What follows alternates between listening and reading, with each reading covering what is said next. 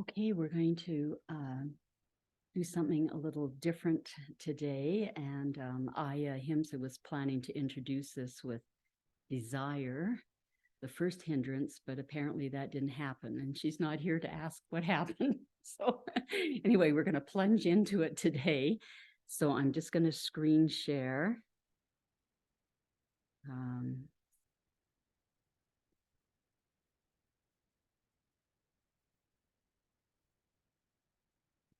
Away.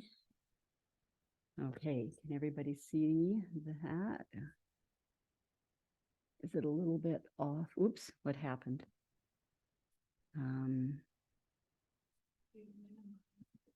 There we go. Whoops. There we go. I'm just going to move it over a little bit. There. Okay.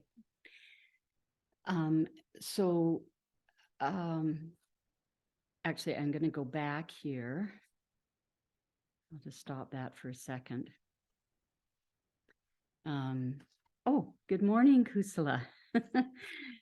So we're doing something a little different. We're going to do a guided meditation, but with additions. Let me just pin myself here.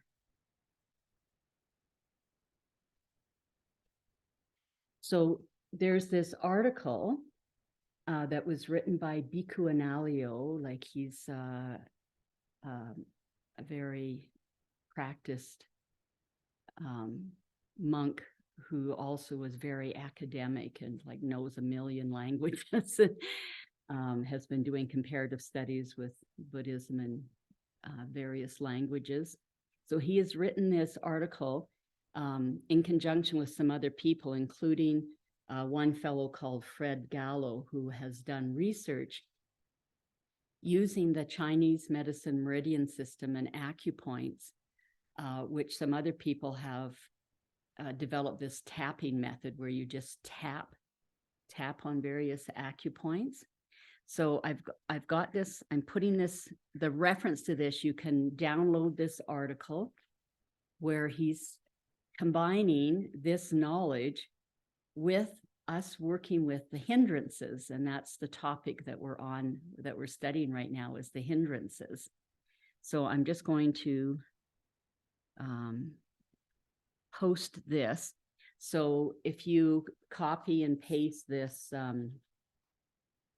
this link here, then you can download this article easily.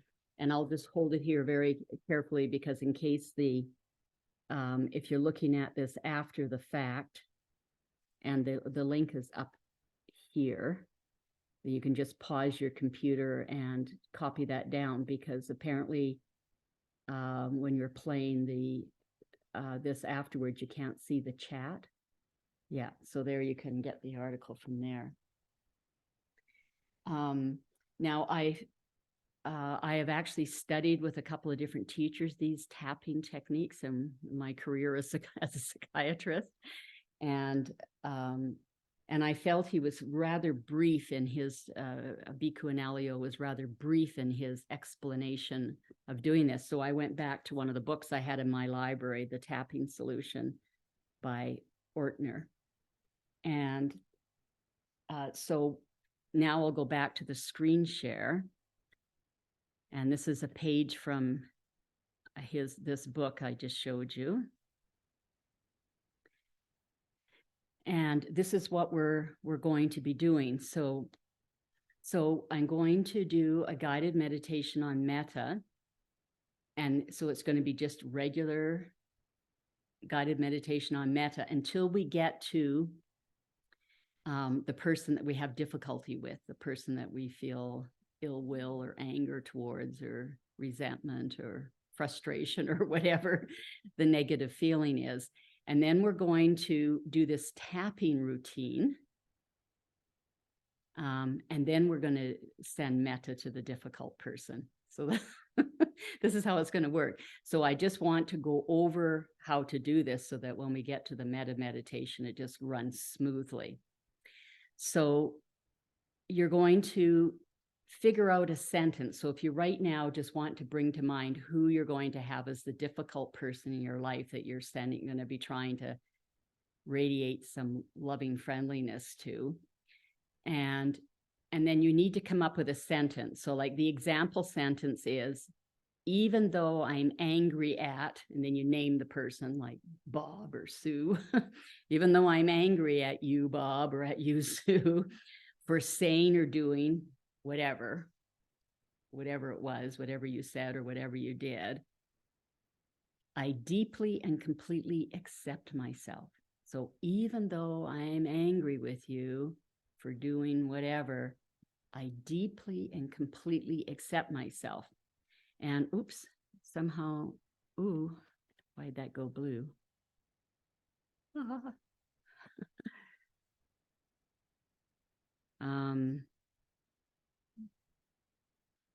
Okay, any idea why I went blue?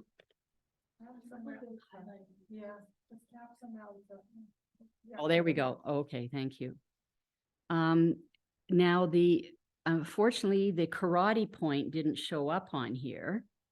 So if you make a fist and then you have a little bit of skin that pouches out right here, that's called the karate point. So what we're going to do when we get to this point in our metta practice is you're going to tap this point while you say your sentence 3 times. Even though I'm angry at you, Sue or Bob, for, like forgetting about our lunch date, I deeply and completely accept myself. And you do that, you say that silently in your head 3 times as you're tapping your karate chop point, okay? And then you're going to go through, then you're going to have a shorter sentence. So just the first 2 words, like I'm angry, or I'm disappointed, or I'm hurt, or I'm frustrated, or whatever your word is. And then you're going to go through, and you can see here, you're going to start with the eyebrow, and it's the inner, and you can either do this both sides or just one side. So you can use 2 or 3 fingers. So it's the inner part of your eyebrow.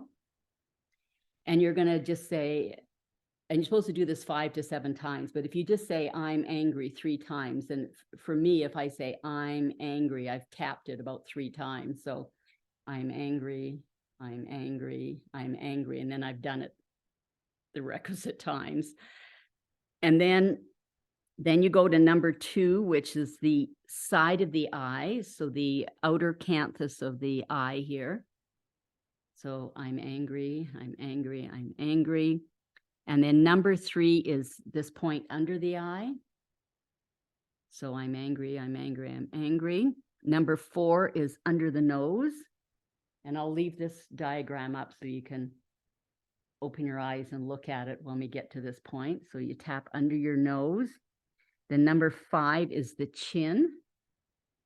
I'm angry, I'm angry, I'm angry. Number 6, you find your collarbone, you come underneath your collarbone and then come in. So it's between the collarbone, the first rib, and then your sternum. So it's here on me. So not quite so close together, like just sort of find your collarbone, come underneath of that, start out here and then come until you sort of hit some lots of bones. Then it's just before all those bones where you could stick in an acupuncture needle. Okay. And then the under the arm one, this is easy to do one side. We have a very tender spot. So if you just poke around, oh, there it is on me. It's right there. I can feel it. So just find that sore spot and tap it. I'm angry, I'm angry, I'm angry. And then the final one is the top of your head. Okay. And then when you've done that, okay, so sorry, before you start any of the tappings, you rate yourself out of 10, like Like how angry or frustrated or disappointed or hurt do I feel out of 10 right now? If you're 3 or below, then you don't have to do the tapping, because the tapping's supposed to bring you down to like something like a 3. So if you're already at a 3, then you can forget the tapping, or you can just do it to learn the routine for another thing. So then once you finish tapping everything, then you rate yourself again. And if it's, say you started at an 8 and you've come down from a 5, well, then you're going to redo the whole routine to see if you can get yourself down to a 3. So you just repeat until you go down to a 3. Then when you're at a 3, then we're going to continue on with the metta meditation. Now, because we're doing this in a group, it's going to be difficult. So maybe I'll just pause so that everybody could do it twice. And then we're just going to have to carry on because it's a group thing. But on your own, the point is to repeat the tapping until you're down to a 3. Okay, so any questions on that before we plunge in? Can I ask you, does it matter which side here? No, doesn't matter. Yeah, that you can do one side or the other or both sides. Only this one's a little bit awkward to do both sides. The end of the arm one. Okay. So we'll start then. So if you want to just let your eyes close. And what you always want to do at the beginning of any meditation is just check your posture. Just to make sure that you're comfortable. So if your shoulders are dragging a bit, put a cushion under your hands, just to relieve that. Make sure your feet are flat on the floor. Nobody's sitting cross-legged. If you're cross-legged, you want to make sure your bum's as high as or higher than your knees. Yeah. So using any support you need to get comfy. So the goal is to be comfortable but alert. And then you can start with a body scan just to relax everything. So just starting with the top of your head, letting all the muscles of your scalp relax. All the muscles around your eyes, loose and relaxed. Your jaw muscles, nice and relaxed. And then that heavy head, just rocking it back and forth till you just get to the perfect place where it's just perfectly balanced on your neck bones. So it doesn't take any effort at all to hold up your head. And now that the neck's not straining, just letting all the muscles around your neck bones just hanging limp, loose, relaxed. And then your shoulders, if you notice they're up around your ears, just say, thank you, shoulders, for all the work you do for me, but now's the time you can relax, and drop down and rest. And all the muscles of your upper and lower arms just lengthen, loosen, relax. And all the muscles of your hands. And coming back to your torso, the upper back and chest. Letting all the muscles just hang off your rib cage. Coming down to your stomach, allowing it to relax, your mid-back. Relaxing all the muscles. Down to your pelvis. Feeling it well supported by your chair or cushion or stool, bench. Everything relaxed. And your thigh muscles. Lengthening, loosening, relaxed. Lower legs. And finally, all the bones of your feet. Loose and relaxed.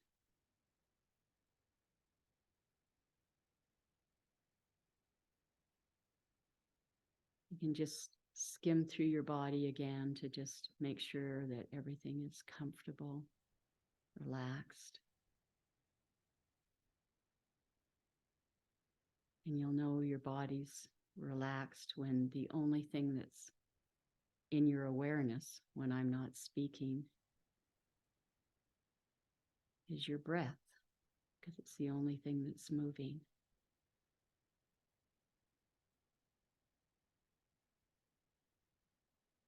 So on the next in-breath, you can just say, may I be. And then on the out-breath, may I be well. May I be on the in-breath and well on the out-breath.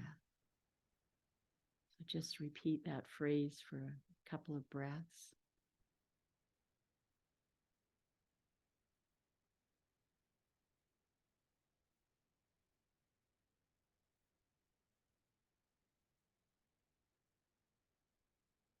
Now use the phrase, may I be happy. And as you're saying these words, just scan through your body and find a place that does feel well this moment, that does feel happy. And focus on that as you're saying the phrase, may I be happy.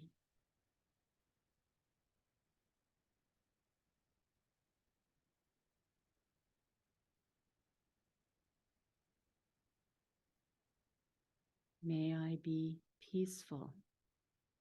And just find a part within you that's at this moment feeling peaceful.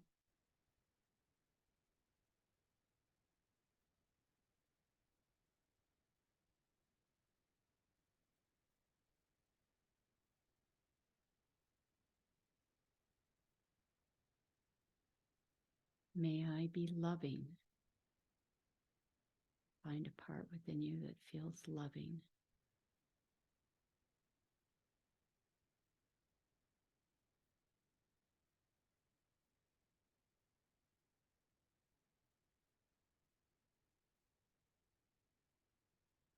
May I feel ease. Find a part within you that's feeling at ease right now.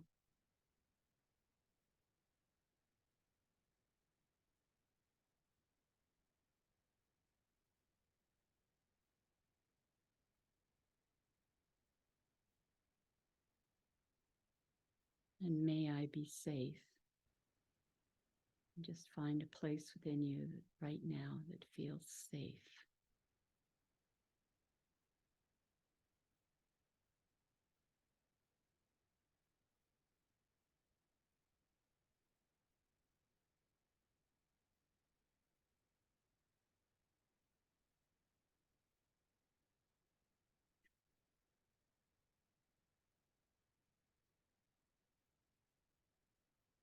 And then traditionally, the next person we bring to mind is our teacher. So for those of you who know Ahimsa, you can just think, may Ahimsa be well. And if you don't know her, then just bring to mind some other teacher that you esteem.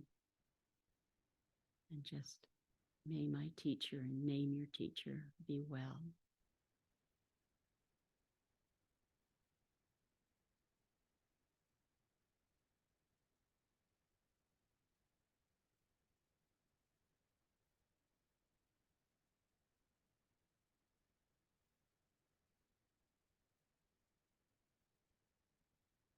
May my teacher be happy.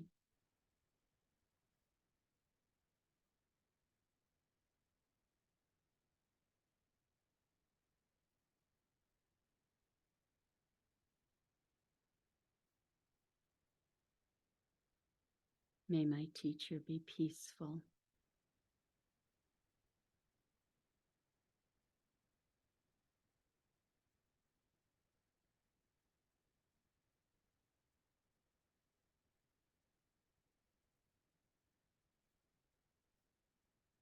May my teacher be loving.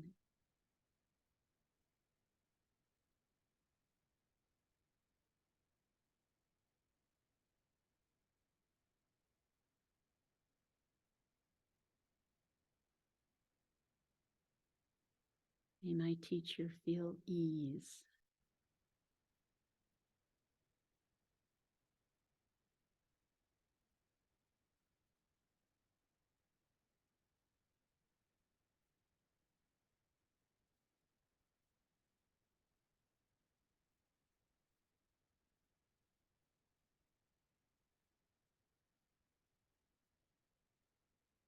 May my teacher be safe.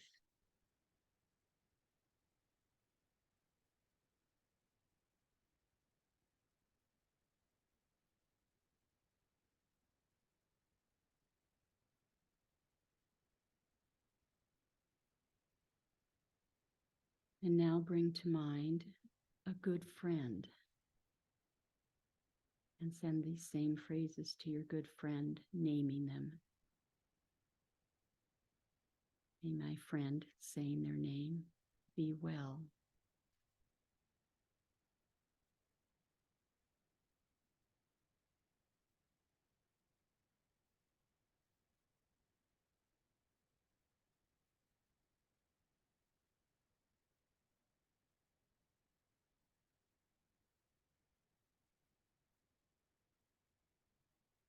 May my friend be happy.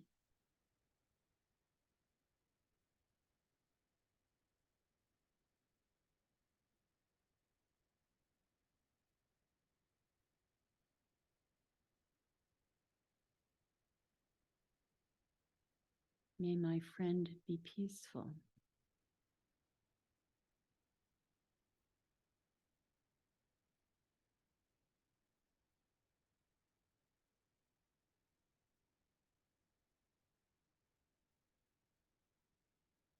May my friend be loving.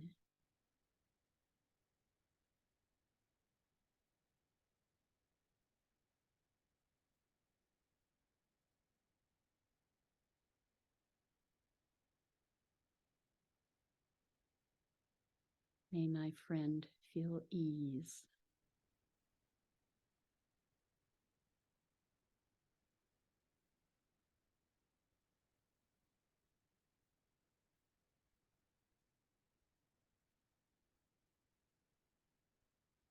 May my friend be safe.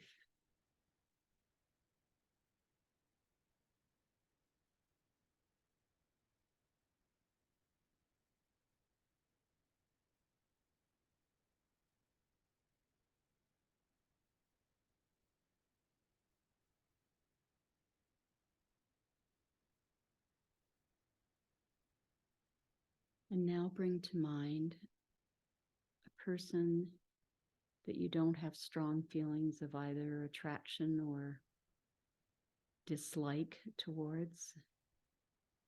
So this could be an acquaintance or maybe a clerk in the store, and send the phrases to them. May this neutral person, and either name them or name their role or their position, be well.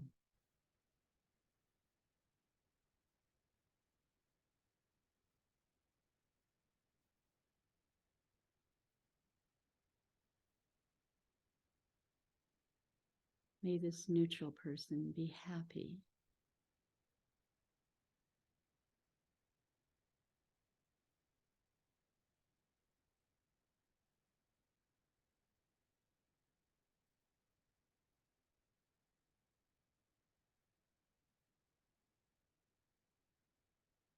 May this neutral person be peaceful.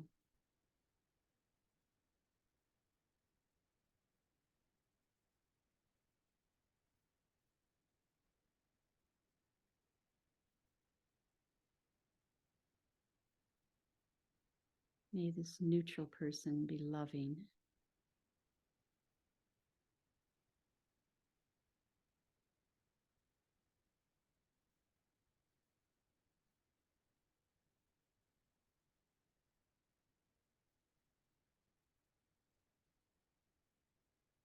May this neutral person feel ease.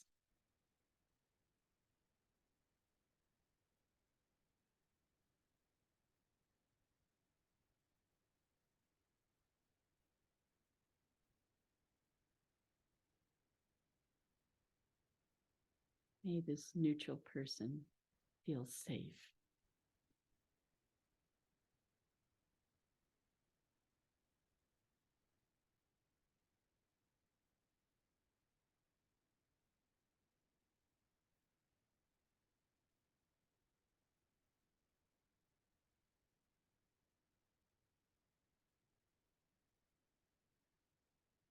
And now we're going to do our special method with a person that we have a difficult relationship with. So bring that person to mind and bring that phrase that we predetermined to mind.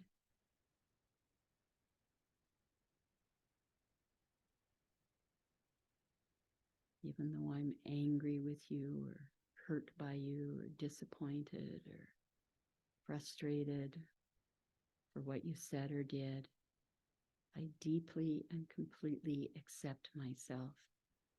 And say this 3 times as you're tapping that karate chop point on your hand.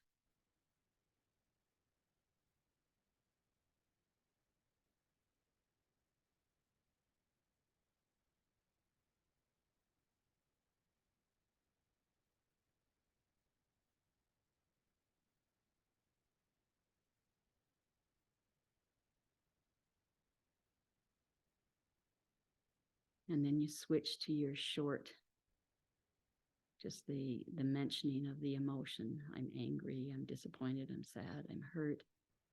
So we tap our inner eyebrow.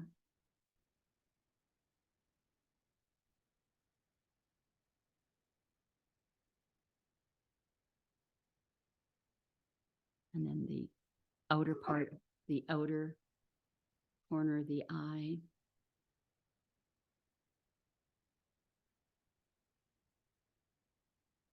Under the eye.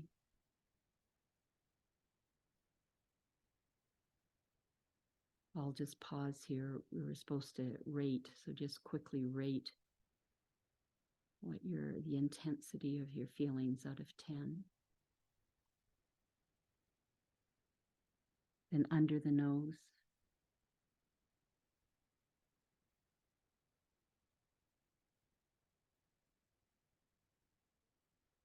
On the chin.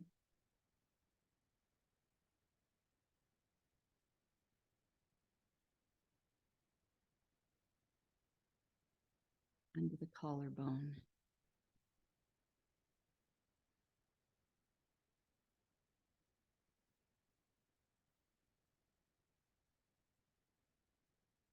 And then that tender spot under your arm.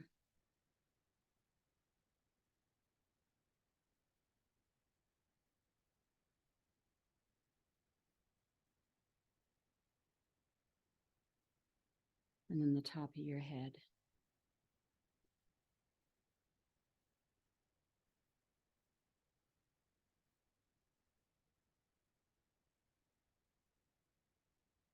And now rate your feelings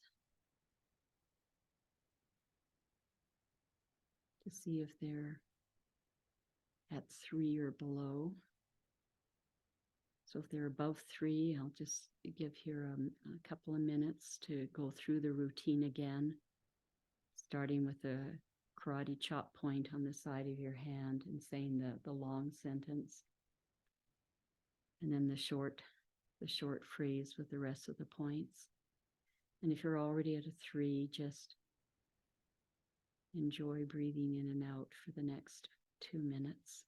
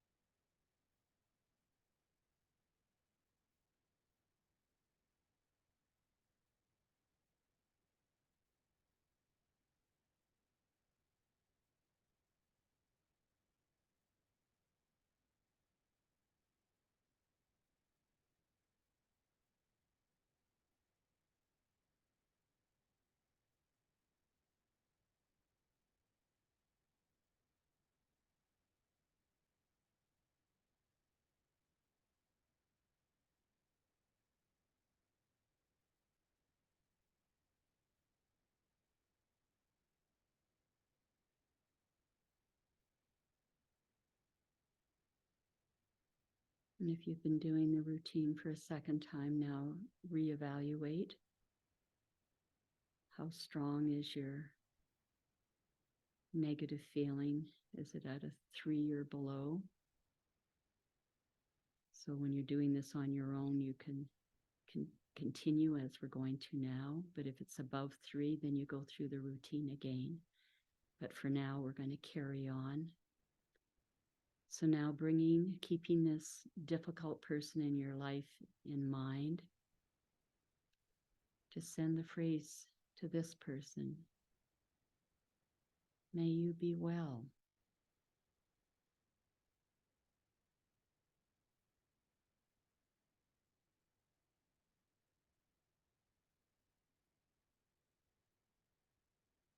May you be happy.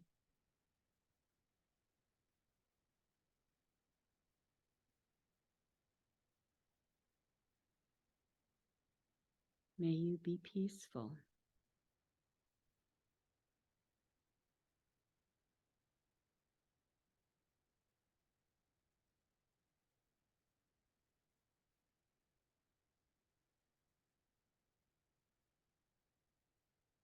May you be loving.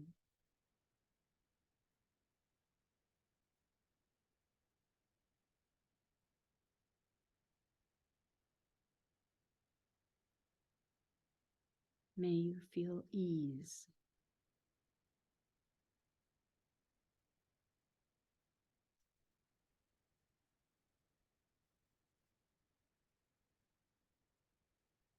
May you feel safe.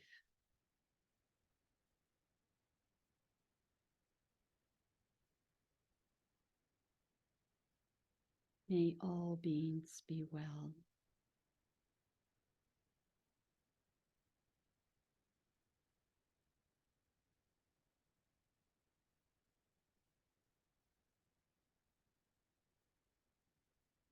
May all beings be happy.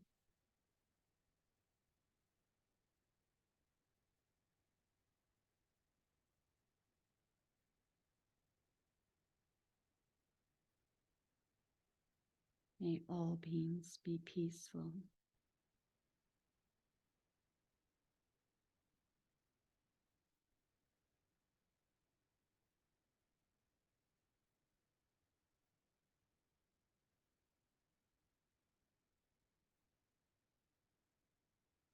May all beings be loving.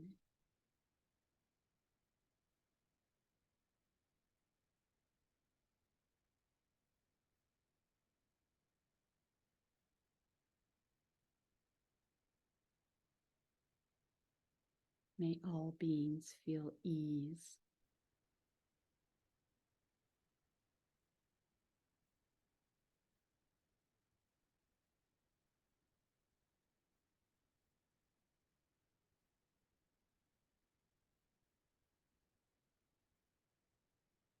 May all beings be safe.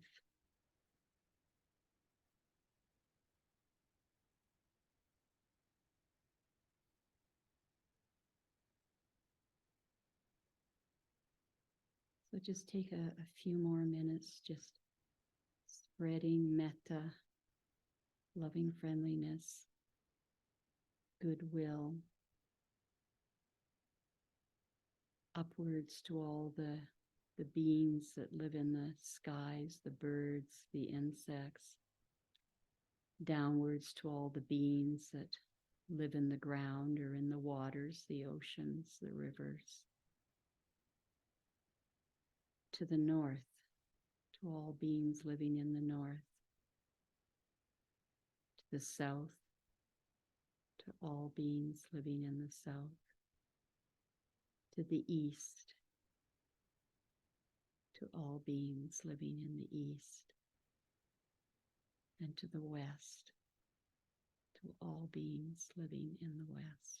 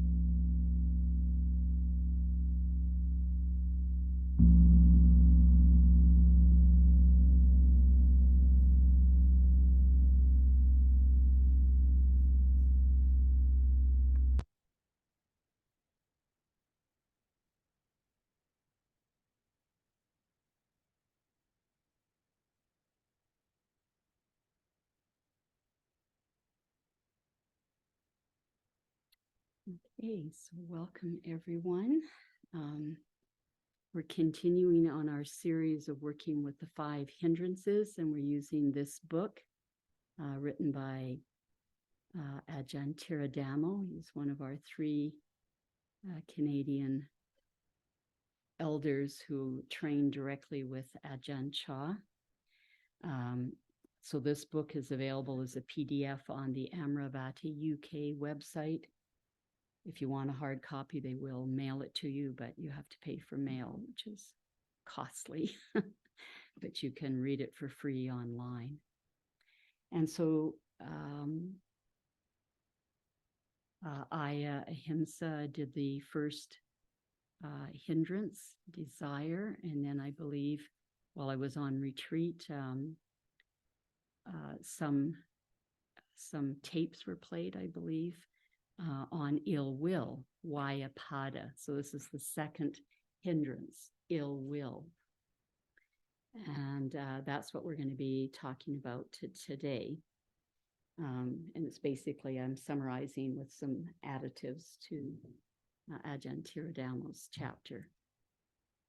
So ill will is sort of the opposite side of desire. It's a desire, but not to have something. It's desire to have something gone, to get rid of it, to have it stop. It's more harmful than desire, like the comic outcome of acting out our ill will is very serious. But it's way easier to abandon than desire, because desire we see as pleasant or pleasurable, whereas ill will is uncomfortable. And so we're motivated to let go of it.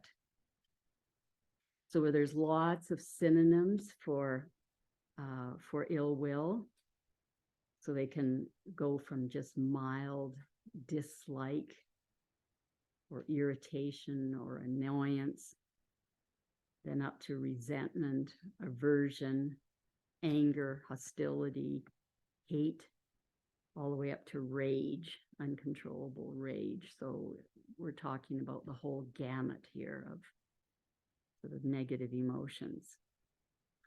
And this includes feelings of self-hate, disliking some aspect of our own behavior.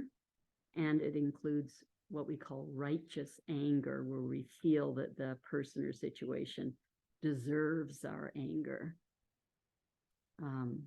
But anger never solves problems. And there's that famous Dhammapada verse, it's verse number 5. Hatred does not cease by hatred, but only by non-hatred does it cease. Well, it's very important to keep in mind. We're not being skillful if we try and use anger. And anger is also, it's sort of a primal reaction that we have as, being part of the animal kingdom. It's a primal reaction to perceived threats of pain or harm. So because there's sort of like this natural impulse to it, then it takes training to undo that spontaneous reaction. So to help motivate us, the comic results of acting out our ill will, and these can happen in this lifetime or our following lifetimes. So if we actually act it out, we can be reborn in a hell realm, or we might be reborn in the human realm but have a short life because we harmed or took away somebody else's life. Or we could be reborn in the human realm but be very sickly. And if we don't really act it out, but we just got this angry temperament, then apparently you're reborn ugly. Anyway, it's a motivation for dealing with our ill will. Okay, so what's the cause of ill will arising within us? And now I want to say that what we're talking about here for the rest of the morning is sort of ordinary irritations of everyday life. I'm not referring to situations where you're in a situation where you're going to be harmed, you know, and you've got to like leave that situation or protect yourself. So don't think that we're trying to say that you should, you know, hang around and get hurt. So this talk is more talking about just sort of ordinary little irritations of everyday life. So the cause of ill will arising is unwise attention to the sign of whatever arouses an unpleasant feeling, an unpleasant vedana within us. So the Buddha uses this word sign, like to refer to whatever it is that we're seeing that's arousing ill will, or what we're hearing, smelling, tasting, you know, so unpleasant touch, and then even memories or thinking, like imaging thoughts in our head. And then usually we immediately add a second arrow. So the first arrow is hearing, seeing, tasting, touching, smelling, thinking something that's negative, unpleasant. And then we immediately pick up that second arrow and stab ourselves with it. And that second arrow is our aversive reaction to whatever the unpleasant sound or sight or smell or whatever is. And then we can even add a third arrow, because we think, oh, I'm supposed to be a spiritual person. What am I doing getting angry? And then you're stabbing yourself. The third arrow of being upset because you've got upset. And on it goes. And then our negative feelings, they're reinforced by us blaming whatever's happening external to us, rather than taking responsibility for our reaction. So this would be saying something like, you make me angry, rather than saying, oh, when you said that, or when you're saying or doing whatever, then that triggers anger in me. You know, so just instead of just blaming the other person, you know, taking the responsibility for it. So what's our remedy? Now, if you've experienced trauma in the past, and when I talk about trauma is when we fear for our life, and then we go into this freeze mode, our brain sort of, our thinking brain shuts down, and we're just operating from our hind brain into fight, flight, or freeze. And when you're a young child, then it doesn't take much, you know, to feel like you're in a life-threatening situation, to have that fear, that experience. So if you've had trauma experiences in the past, and then now whatever is happening right in this moment, if it's sort of in the same kind of category, then it can actually trigger off a trauma reaction, the fight, flight, or freeze reaction. So then our thinking brain shuts down, and then we're running away, or we're yelling, or we're striking out, or we freeze. And probably, well, the people I've worked with, freeze seems to be the most common thing, but, you know, I think just sort of losing it and trashing things can also be, you know, come in this category. And so when you freeze, like your thinking brain shuts down, so you just don't know what to do, like you're confused. You just don't know how to respond. So if this is the case, as soon as you realize this is happening, you want to like move your head, like look from left to right or up and down. And that helps break the freeze by doing that, by doing a movement, by looking around.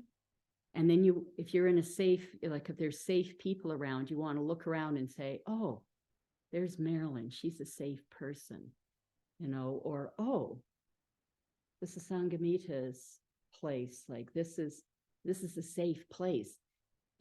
this is not, if you were traumatized when you were a young child in your family home, well, that you're not in your family home anymore. You want to look around and say, oh, this isn't the place where I was hurt. You want to bring that to mind and realize. Or if you were traumatized when you were like a young child, like look down and see you've got this adult body now. Like you're not that little 2-year-old, whose parents got drunk and didn't come home to feed you or, change your diapers or whatever. If you've done the fight thing and you're like striking out or yelling, as soon as you sort of realize what you're doing, you want to try and stop the angry behavior. And then the best thing to do in any of the situations, I mean, if you've run away, then you're already away. But if you're frozen or you're into the fight response, then if you can get out of that situation so that you're out of that sort of emotional energy field that triggered you, that's the best thing, to just try and get out of the energy field and then do your breathing, do your meditation, whatever, to get calmed down. It's sort of harder to do if you have to stay, if you're stuck. I mean, that's what you're going to have to do if there's no way to sort of get out of the situation. But if you're able to leave the situation, that's the ideal.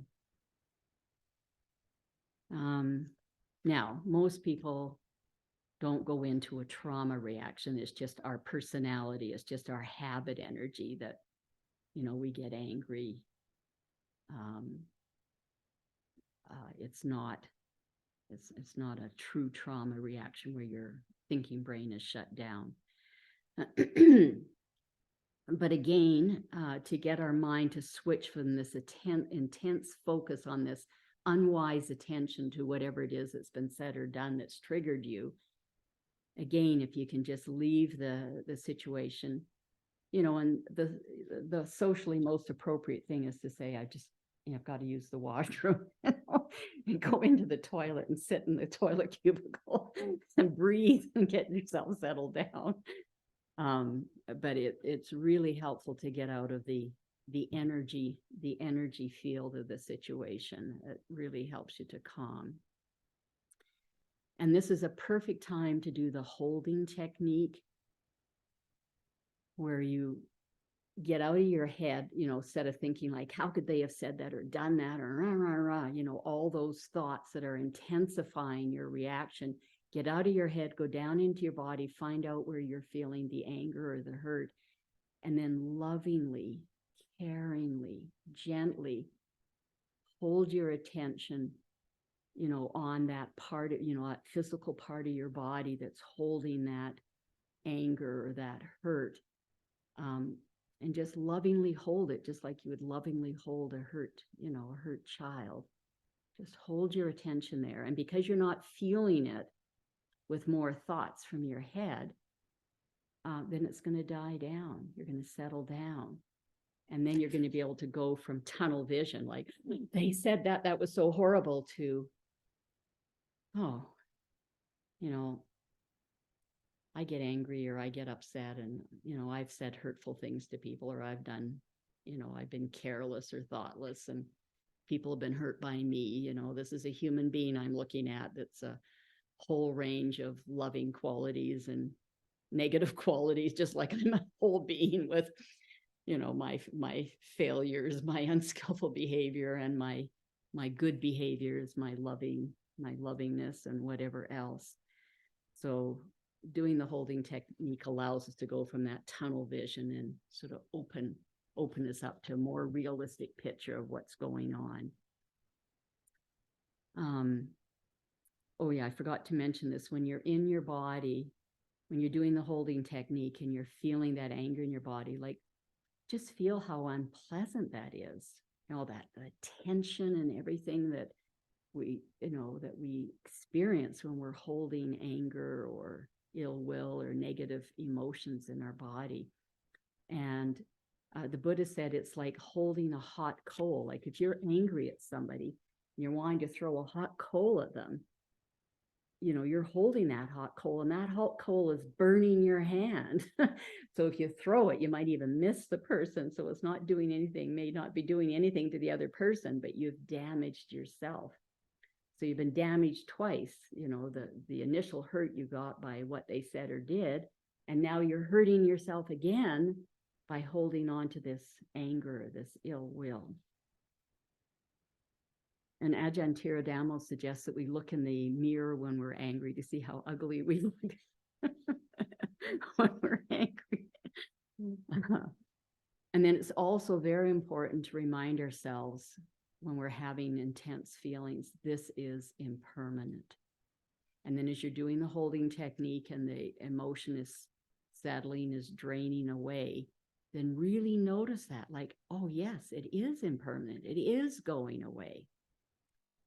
And then when it's gone, like really focus on that. Oh, I got triggered. I felt angry, but it only lasted like 30 seconds or a minute, or, oh, it was impermanent. So that the next time you get triggered, you can say, okay, I remember this was short-lived. This was impermanent. And then you just, you don't get trapped into feeling like this is something really solid and long-lasting. And then once you've done the holding technique and you've calmed down, you've gone from tunnel vision to more expanded vision, now's the time that you can start practicing metta, trying to send some metta, some loving kindness, or to this person or this situation that has triggered you. And then remind yourself that it's not just this situation, not just what this person said or what's happening out there in the world. It's because you've experienced this kind of a situation multiple times in this life and probably in previous lifetimes. So this is like the final straw that breaks the camel's back, right? If this was the very, very first time in your life that you had this upsetting thing happen to you, your reaction would probably be fairly mild, but it's because you've been through this again and again and again. It's just sort of like it's the final straw, and then boom, this volcanic reaction happens. So it's important to remind yourself that it's not just this situation, it's past history. Yeah. So that helps you take the blame off of the current person or situation. And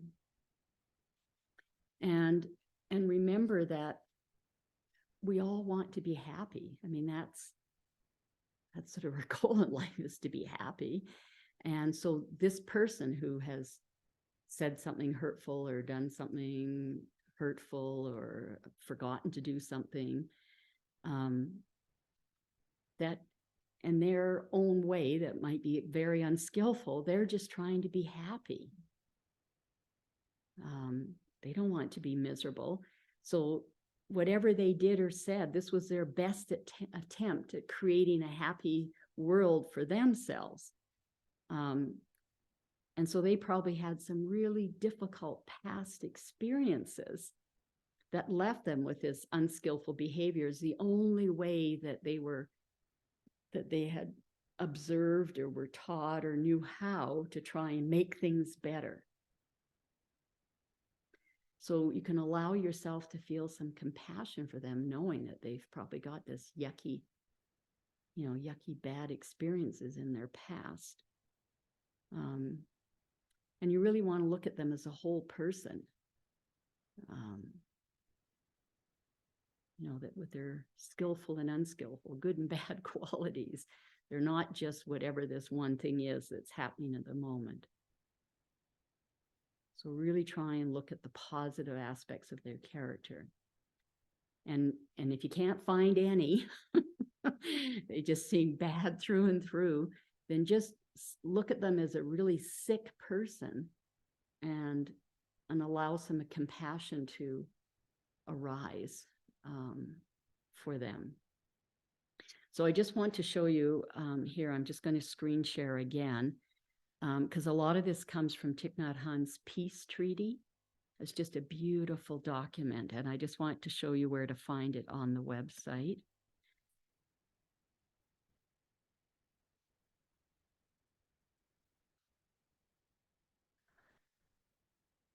Okay, so you just go to our website, theravadabuddhism.ca, and then you click under teachings, and it's under the basic teachings. And I think it's in lesson 3. So under basic teachings, it's lesson 3, I want and difficult emotions. And then there's a short introduction here, and then it says lesson 3, download the PDF. So each of these lessons starts with just like a short few paragraphs of introduction. And then there's always this download that gives you the entire full meal deal. So you have to click here and get the PDF. And so starts with the second noble truth, 3 characteristics.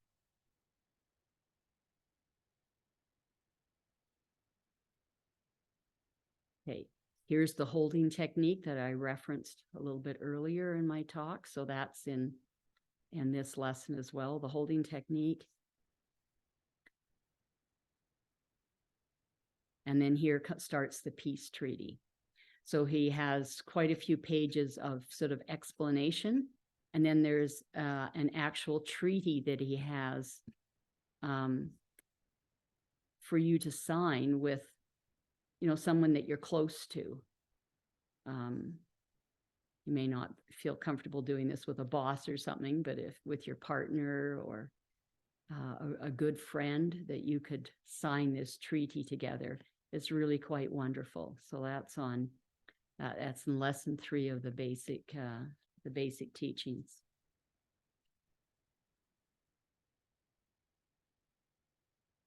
Now, if you've tried to do all of these things, you've been triggered, you've tried to get out of the emotional, out of the energy field, you've done the holding technique, tried to get yourself calmed down, but every time you try and send metta to this person, like boom, you just get triggered again. And as soon as you bring this other person to mind, you get triggered. Well, then don't go there. Just come back, breathe, get yourself calm. And maybe over the next few weeks or months, from time to time, you can bring this person to mind to see, are you ready? Are you able to open your heart and send metta, to send loving friendliness to them? And if not, just let it go. Some wounds are pretty big, and they take a long time to rectify. But just from time to time, bring it up and see if you can do it. Now, if it wasn't a person that triggered you, it was just a situation, then just realize that not accepting reality of the current situation, you're just doubling your distress. Like you wanted to have a picnic and it's raining out.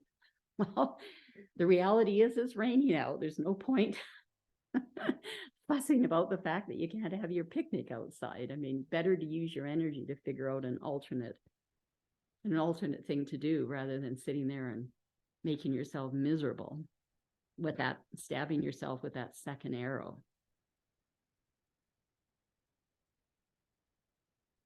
Now going back, if it's a person that you've had an interaction with, and now you've done the holding technique, you've settled down, you've been able to send some metta, you're feeling calm, now's the time that you can think about the situation and think, okay, do I need to do something? Like, do I need to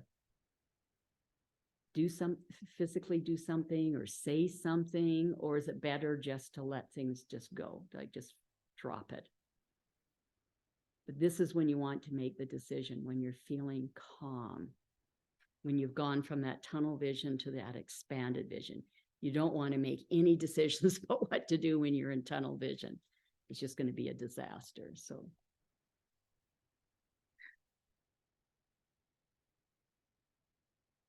Now, Ajahn Thiradhammo says that it's important that aside from dealing with the present situation, it's important to reflect on our negative reaction and explore what was the initial wound way back in our history that set us up to react in the way that we did.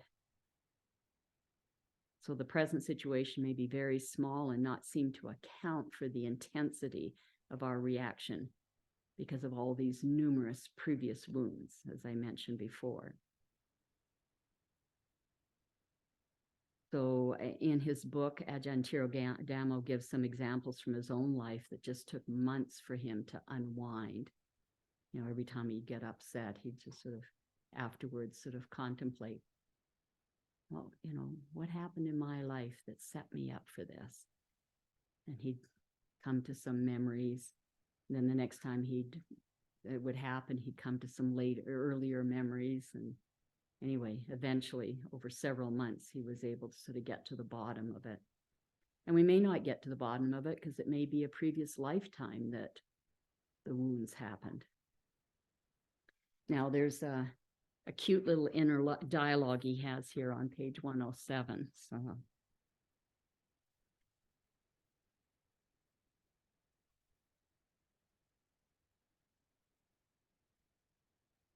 okay, so the two characters are mindfulness and self.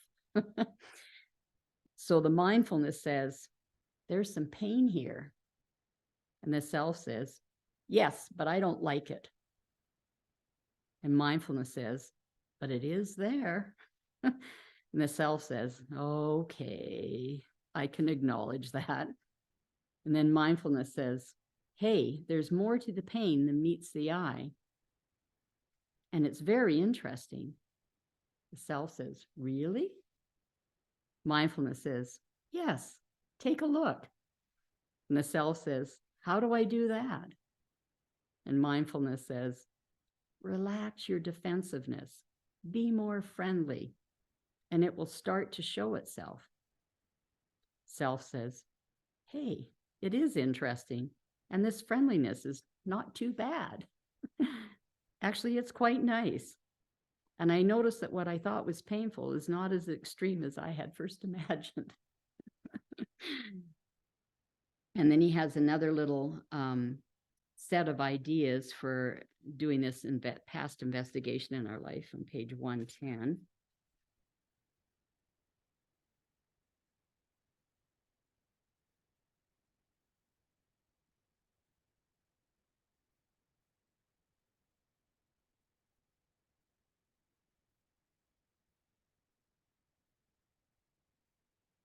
He said, as I was observing the sensations a few days later, it suddenly dawned on me that this was not actually anger, but rather resentment. This insight sent a wave of relaxing energy through the body, and a flood of memories, images, and thoughts washed through the mind, revealing a long and sordid history of resentment. The sensations in the chest lightened and broadened out, but continued to resonate. I continued to observe this new type of sensation, and gradually the mental activity slowed down and a renewed clarity of mind appeared. Then just as suddenly as before, I had the realization this was not actually resentment, but frustration. Once again, a wave of relaxation washed through the body, and a cascade of memories of a long history of frustration flooded through the mind. At the same time, the sensation centered in the chest became more diffuse and less impacted. I continued this experiential inquiry into the sensations for several more days. And once again, the experience shifted, this time into a fear reaction. I knew that if there is fear, awareness must be very close to the root of self-identity. I could distinguish two types of fear. One was the fear of the energy latent in anger, and the second was an amorphous fear of non-being. The sensations in the body were now diffused throughout the torso. I continued to observe the physical sensations and the fear pulsing throughout the body and mind. And then the fear dropped away, and there was just free-flowing energy pulsing through the body. When I tried to grasp it, the fear came back, overshadowing the free-flowing, selfless energy. Just allowing it to be without any grasping was blissful and boundless. So that's just a little example of what he was experiencing when he was sort of looking at his emotions. Now, having a Kalyanamitta, a good spiritual friend, is just it's just really invaluable in helping us with these things when they arise, with ill will when arise. Okay, so now we come to prevention. Prevention of ill will arising in the first place. And this is setting up a regular metta practice, a regular loving friendliness, loving kindness meditation. I'm just going to screen share again and show you some places on the website. Whoops, and did I discontinue it? Let's see.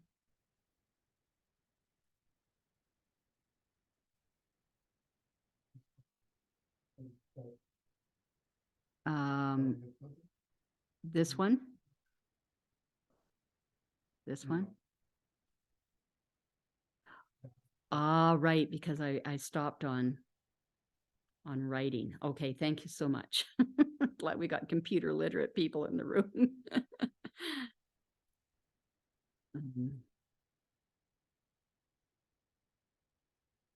Sorry, I want to get to that.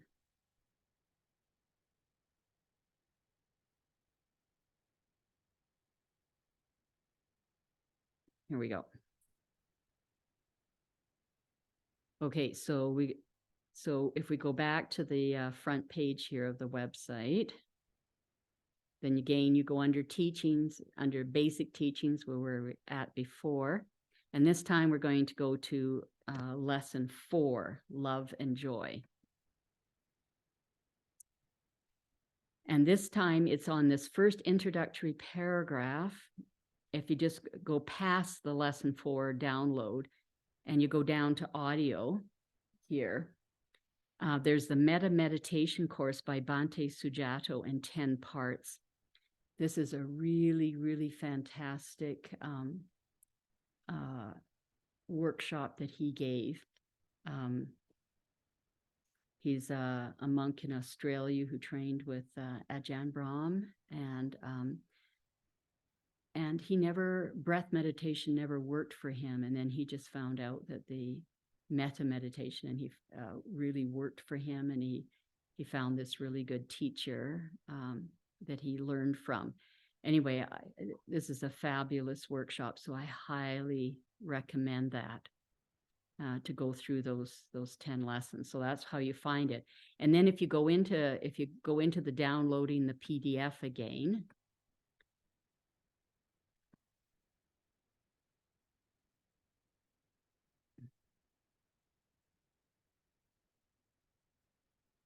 oh.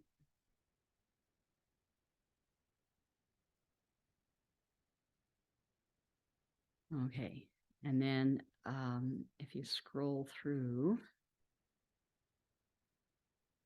here you go. This is the metta meditation as taught by Bhante Gunaratana, and I took part of that I used for the guided meditation this morning. So that's where you can get the full meal deal. I just used part of his method just because of time. Okay, so I just wanted to share those 2 resources with you. Okay. So now, loving friendliness, metta, does not mean that you have to like or love an unpleasant experience. Ajahn Thiradhammo said that would be practicing masochism, not Buddhism. We don't have to like somebody in order to be friendly to them. And remember that metta practice starts with ourselves, sending friendliness to ourselves for our own unskillful negative behaviors or reactions. If we can't truly show loving friendliness towards our own failings, then we really can't be doing it to others. If you're trying to do it to others, it's just a sham. It's just not going to have any emotional impact at all. So metta works to undermine our underlying disposition to react with ill will to what we see as negative. So now what we're trying to do is to respond with goodwill. And Ajahn Thiradhammo remarks that we change our way of relating to reality when we start working with metta. Through relating with metta to the unpleasant, we can learn to be non-judgmentally receptive to unpleasant experiences. So we've just completely thrown away this second arrow of harming ourselves. Now, he had a whole bunch of suggestions in his book if you have trouble, like if you're trying to spread metta to everyone and you're having trouble, then he said, go back and spend more time working on your samadhi practice, like calming, stilling the mind. That's one. The second is, he said, reflect on the simile of the saw. I find this a very difficult simile. This is, you're walking along the road and some robbers grab you and they start using a handsaw to saw off your arms. And he said, if there are any, for 1 second, if you have any feelings of ill will towards these people sawing your limbs off, he said, then you're not practicing the way I'm teaching you to practice. Anyway, pretty high standard. And, but I've certainly read of some stories of Tibetan monks who actually lived up to this standard, that they were sending metta towards their torturers, as they were being tortured, because they just figured these poor guys are living in hell. Like if they're able to do this to another human being, they're living in hell. And they were able to maintain a metta practice during the torture. So, and again, it's helpful because if horrible things are happening to us, if we're doing metta, then we're not using that second arrow. So it's horrible, but it's not like doubly horrible, which we make it with that second arrow. Another reflection is on Sanghamitta Nikaya in the ones, number 162. And the verse is, repaying an angry person with anger is worse than being angry first. By not repaying an angry person with anger, one wins a hard-won fight. The welfare of both is promoted, of self and other. Knowing another's rage, mindfully remaining composed. And then another reflection is again in Anguttara Nikaya in the fours, number 94. And it talks about the 7 ways that we're actually benefiting our enemy when we get angry. So first of all, we look ugly when we're angry. We're experiencing the pain of our anger. And then either later in this lifetime or in our next rebirth, we lack good fortune, we're not wealthy, we're not famous, we don't have friends, and we're born in an unhappy state.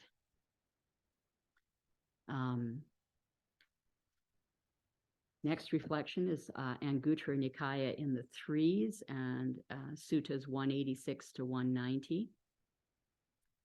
And that's talking about reflecting on the good qualities of this person that's triggered your ill will. And again, I said this before, if you can't see any good qualities in them, to just see them as super suffering and to try and arouse some compassion for their state that they're in.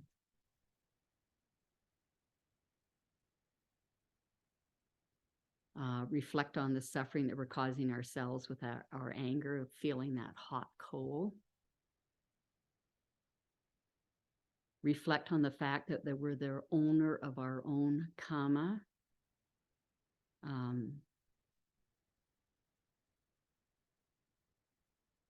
Another reflection is that because of the innumerable rebirths that we've all had, they said it's very hard to find somebody who hasn't been your mother or your father or your brother or your sister. So see if that helps you to calm down. There's 11 benefits to spreading metta.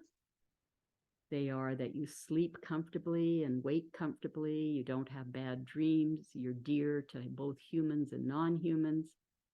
The deities guard you. You're not harmed by fire, poisons, or weapons. You easily gain samadhi, stillness. You have a serene facial expression. You die unconfused, and you get a rebirth in the Brahma realms if you aren't awakened. And now this is a fun one. I like doing this one. You reflect on the elements or the body parts of a person. So if you're angry with a person, you ask yourself, am I angry with their tooth, with their body hair, with their toenail?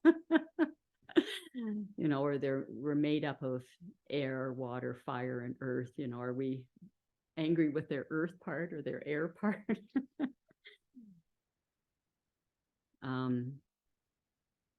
Another idea is to give a gift to a difficult person. And I remember I did this once. I was in a training and we were supposed to be screened for personality disorders or whatever before we got into this training. But this one fellow got in and it was a very difficult personality and just made our lives miserable every workshop. And so I remember I was thinking of this teaching and I gave him a gift and things did shift a bit.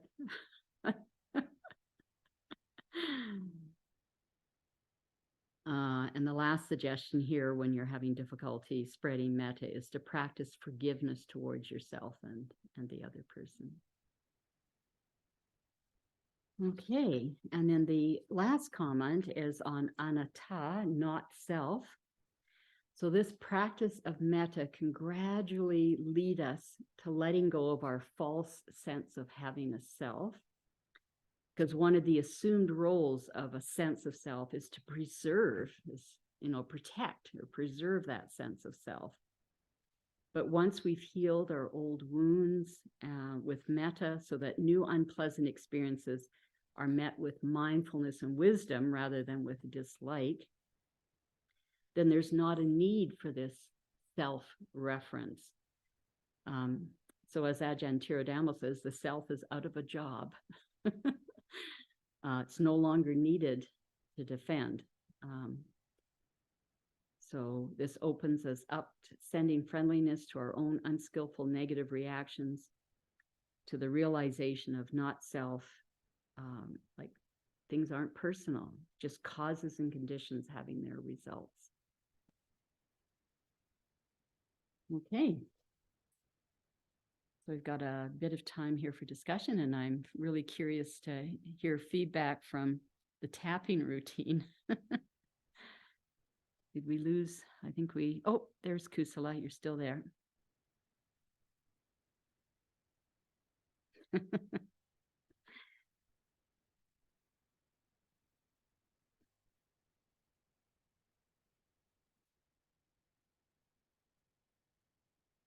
You did.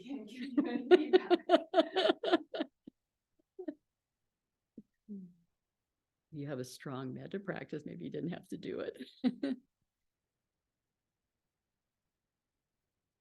Did anybody try it and have a result? I did do it. Yeah. But I didn't come in with that much anger. Yeah. It wasn't that hard to do it. Yeah. But it would be interesting to see when I'm really angry. What I will do. With kind of like I thought about it, I knew exactly what makes me angry, but it wasn't this morning. I was just coming in with somebody else. Yeah. I think had I done this yesterday, could have been a good day for me. So I will try that again. Yeah. Yeah, the situation I thought of, I was below a 3, so so I wasn't able to feel an experience with it. I did it too, but I just did one time to see how it works. Yeah. Because now I just run in Canada 3 weeks ago. Ah. So I'm not angry with Yeah. You haven't met anybody who's made you angry. Where did you? Well, like so far and so fast, like I Yeah. don't have any motive to be angry for anyone. Yeah.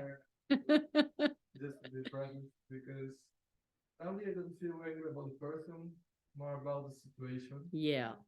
And now it is not actually with me, but with other persons. Mm-hmm.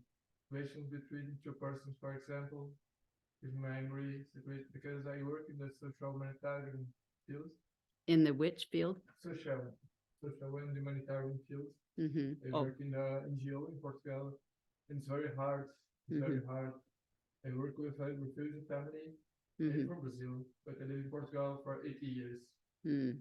When I started working start to work with this refugee family, I was thinking, okay, I'm Brazilian, I'm immigrant here. I know a little bit how it works, the life of who comes for another country to here. But when I start to help them, I say, okay, it's totally different. The way the people treat them, the way the people like we try to find a house for them for like 4 months. Mm-hmm. Because everyone asks for like, okay, I can give you a house if you give like people who pay you if you don't pay, or if you give like a whole year for that the rent of the house, like just right here. They don't know anyone, they don't have anyone, or they're gonna have like a whole year for rent to pay your house. How are they gonna? The stuff is okay for this year. The institution is responsible for them. The institution gonna pay the house. But the problem is not now. The problem is at some time, as after 1 year and a half, during the project, they're gonna be down. Okay, so I have that house for now, and after that, how it's gonna be? Yeah. Yeah. Get angry, like how do people?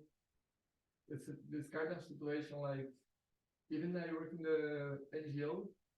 Sometimes like the big NGO, but sometimes look like a small NGO. I don't know. If the people they are like everyone's there to help and everyone has a good heart. Yeah. Like you feel that, but they work together for so long time.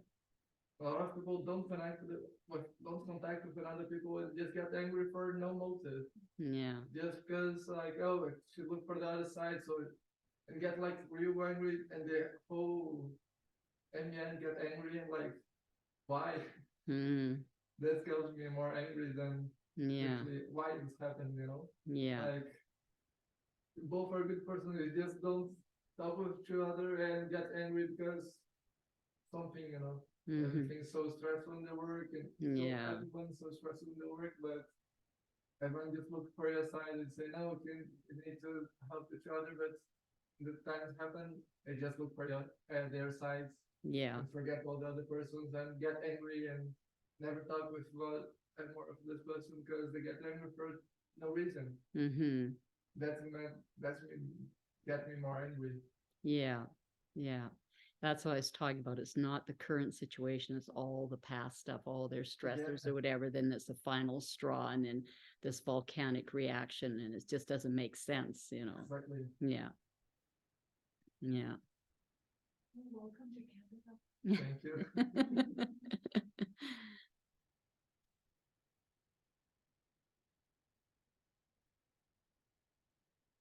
Sanghamitta, what is maybe you don't want to reveal it because you want to hear people's experiences, but what is the tapping supposed to do when you're, putting attention on when we say I am angry, that's kind of not recommended by the Buddha to look. The more we look at the hindrance, the more we feed it. So what is the thing supposed to do when we have that phrase? Yeah, I think the important one is the phrase, like, even though this is happening, I deeply and completely accept myself. Yeah, I didn't have time to sort of revisit all this. I did, it's been a couple of decades since I took these classes in the tapping technique. So I can't remember sort of the, I don't know if I can answer your question from that point of view. I just know that from a Chinese medicine point of view, like we're hitting many different, gallbladder channels, stomach channels, small intestine channel. And each of these channels are associated with an emotion. And either like a blockage in the channel because of some illness or injury can lead to an emotion, or an emotion can cause a blockage in the channel and then can lead to some physical distress. And so when we're using an acupuncture needle or tapping or whatever, then we're helping to get blocks to release, and so the energy can flow, and then the emotion can be released, or the illness, we can start healing from whatever the physical illness is. So that part I understand. I can't remember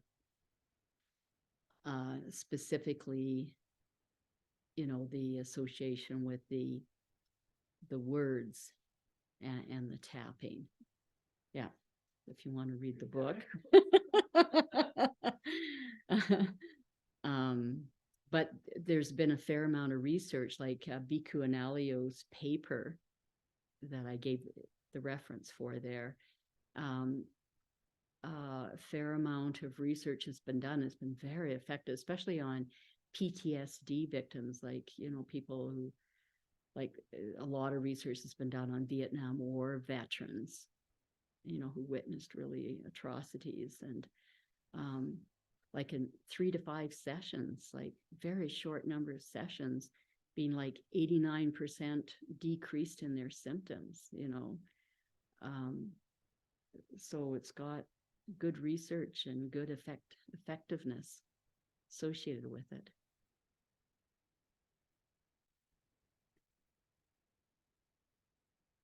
Okay, so now what week are we at?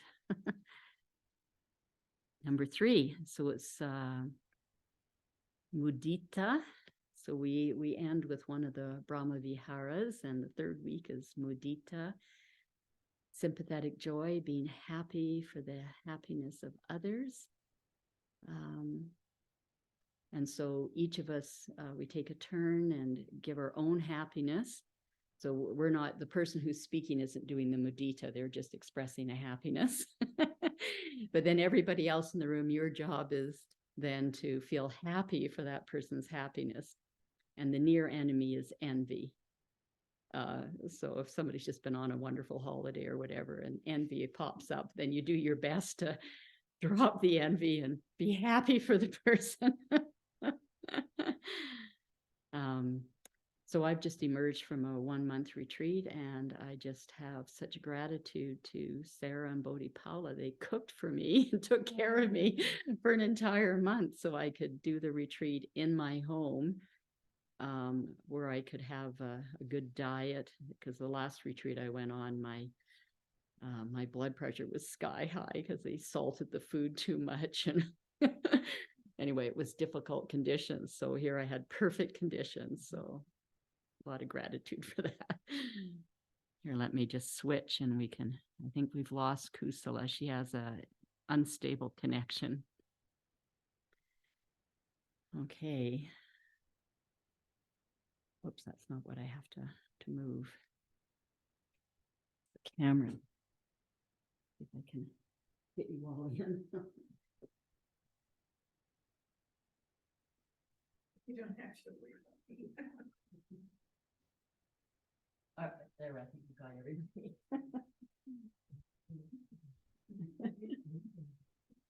Boogie day. That's true. I'm over here and I'm in green. That's why I'm not sitting with a group.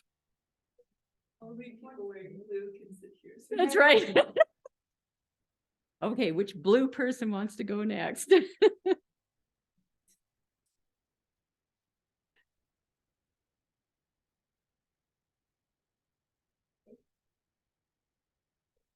In the reverse way, I was able to, I just had time yesterday to drive someone to the airport, and I think I was just grateful to have the chance to make that happen for someone. That was kind of important for the person to travel. Yeah, but no, that's perfect mudita, like sharing good deeds, because it's our good deeds make us feel happy. So that's perfect. Wonderful.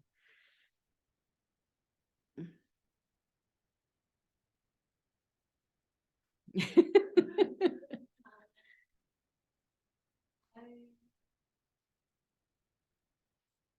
think that for not my own situation, but my youngest nephew, Ben, will turn 6 on Saturday, and they're having a pool party.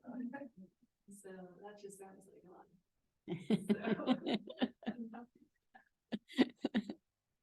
Not that I want to be at it.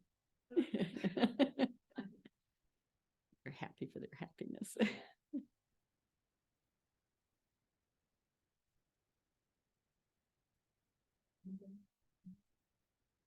So, it's a little bit selfish, but I'm just wondered so many things that have uncluttered my body and mind as much as my house. You know, so moving, and I have a room that now is my meditation room, and it does become the guest room, and kind of desperate, but I have a bed that cabinet that the bed fits into. So when no one is staying, which is most of the time, I've just got this. Oh, the walls are light blue, powder blue, and I just remember to have this peaceful environment, and it's enhancing my practice so much to have that one spot, and overall the house feels so much better than the double house I have, the other stuff on the other side highway. So I just enhance my practice. It really lets me go down and feel peaceful, and more contentment, and I don't know what else to say. It's just the whole place is a nice environment for me. I have no stairs, which is cool, and yeah, I guess it's the environment that I've created has made me very happy, and happy with let go of a lot of things. So I guess that's Lovely. So maybe happy because yesterday we talked with a friend for our work. We are three in the department, me and her and the boss. My boss is a very great person, but sometimes it's very difficult because she only sees the us and never see our work. And sometimes my other friend who stayed there for like 5 years, and they just spent there like 1 year. During this 1 year was a very difficult year, and even personality, even work fields for everyone in the department. But in everything the institution worked very, very slow. But during this year, she actually never talked to my boss. Like she was angry with her, but she actually never speak with her because she said, okay, never gonna change, or try one time, never nothing changed. So she just get more angry. And a few weeks ago, she actually talked with her. I talked to her like she'll think, okay, I want to leave, or I don't know. I say, you can do anything you want. At least talk with her. Talk with her to see if like, because she actually really liked the job. She really liked what you do there. And nothing changed. And specifically in the work, nothing changed was she talked with her. And now I talked with my friend yesterday, and her voice was totally different. Like she said, okay, nothing changed in the work, everything is still slow and everything not working very well, but just look happy, look okay, and I really like here. I really like what's gonna happen now.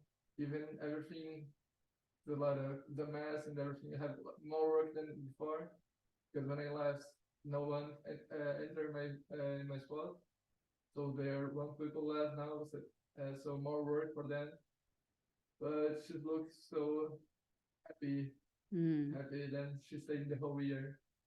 Even because, for like when I just came here in Canada 1 week after I got in Canada, I talked with her and got very anxious because everything got like worse, really, really worse. Like with everything, like every the part of the department, everything like I started to get anxious. But yesterday got to me like pretty light because okay, everything is still slow, it's the same problem, but now it's working.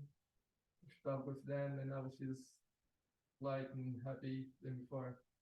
So I'm happy for that. That's great.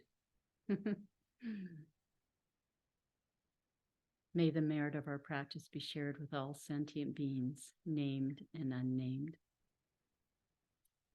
Lise, Blair, Therese, Simon.